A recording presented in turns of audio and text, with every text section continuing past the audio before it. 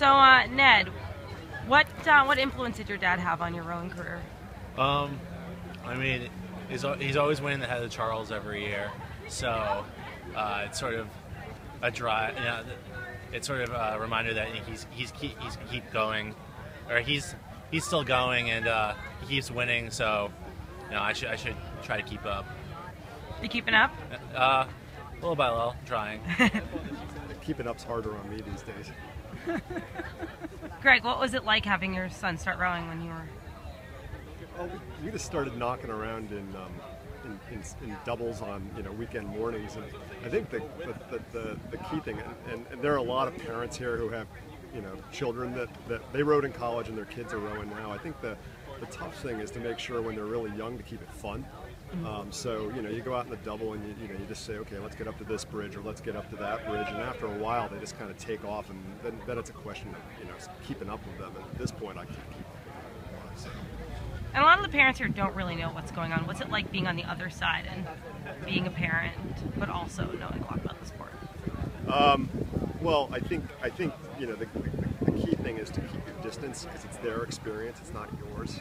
So you can get out on the water and do your own racing, but when you come down here, I mean, everybody's like, oh, there's Ned's dad, so you stay away from the trailer, you stay away from the team, and after the race you can talk to people. But I think that's the big thing, is just make sure it's about them, not about about the parents. And Ned, is he keeping his distance? Oh yeah, yeah, he's fine. Never see him until after I'm done.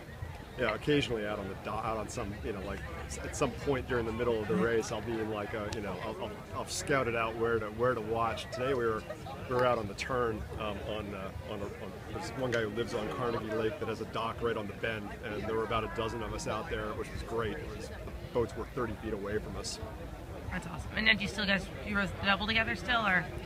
Well, once in a while. It's more of like doing pieces and singles against each other when I come home.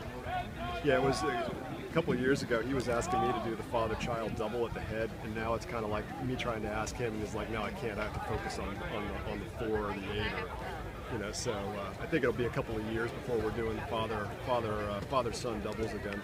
Well, it's good to have someone to compete with at home. Exactly.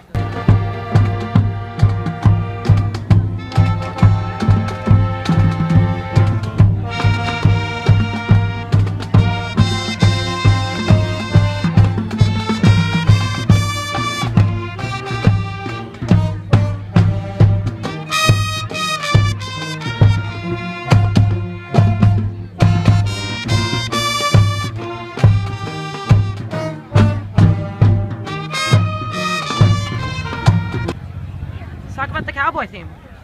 Well, I think pretty obviously the idea is to save a horse, ride a boat, ride a Cox 4. And I don't know, I feel like the Princeton Chase is kind of more of a festival than anything else. We gotta celebrate. Yeah, Halloween's coming up. The season. I don't know if people know, but November is coming up.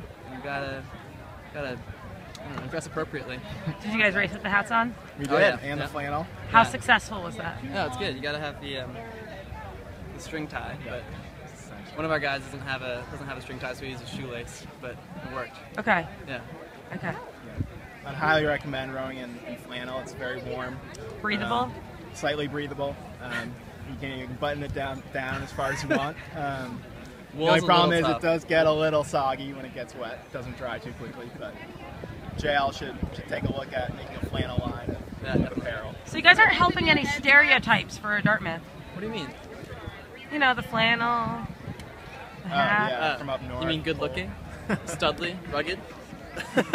I'll take those stereotypes. That's exactly what And did your coxswain have a hat on? She did. She had a pink cowboy hat that was sort of bedazzled, a lot of fake jewelry and stuff. She actually had a hard time keeping it on, she said, but she managed. Yeah, it's tricky on the bow loader.